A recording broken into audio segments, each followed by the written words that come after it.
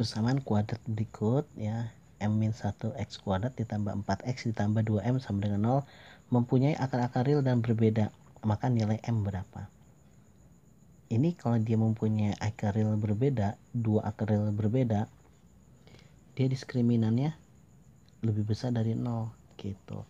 Kalau dia mempunyai akar yang kembar ya atau sama, dia diskriminan sama dengan 0. Kalau dia nggak punya bilangan akar-akar real, berarti dia diskriminannya lebih kecil dari 0. Diskriminan itu rumusnya b kuadrat min 4ac. Jadi ini lebih besar dari 0.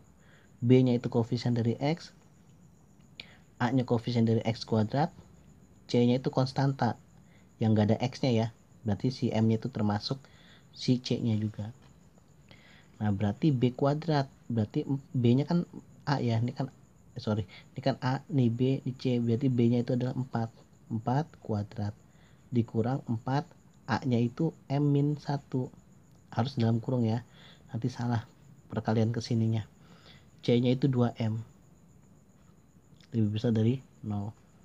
Nah sekarang 4 kuadrat itu 16 ya, min 4 dikali 2M jadi 8M dalam kurung M-1 ya. Kalau nggak bisa bagi sekaligus ya dikit-dikit dulu kayak saya.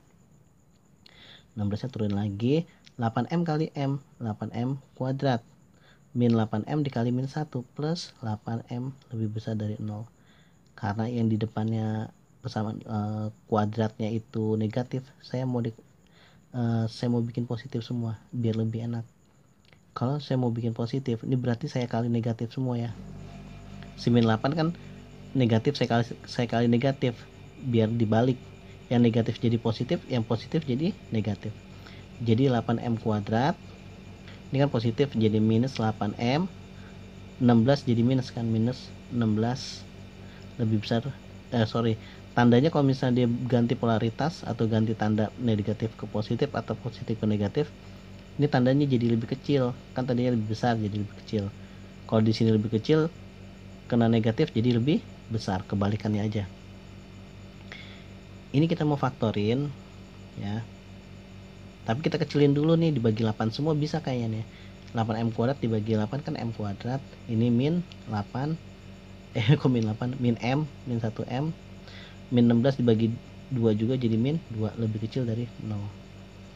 Karena kita faktorin M ya, kalau dikali hasilnya min 2, kalau ditambah hasilnya min 1 ya. 2 itu kan 2 kali 1 kan nggak ada lagi, supaya ini hasilnya negatif berarti 1 yang dikurang 2 gitu kan. M sama dengan min 1 ya, M sama dengan 2, kebalikannya, kalau ini negatif ini positif jadinya, kalau ini positif ini jadi negatif. Nah lebih gampang gini kan, karena kita harus nentuin pakai bilangan, garis bilangan ya, biar dapat tanda-tandanya kan. Kalau dia lebih kecil udah pasti jawabannya di antara, maksudnya M nya ada di tengah, berarti M lebih besar dari min 1, lebih kecil dari 2 gitu.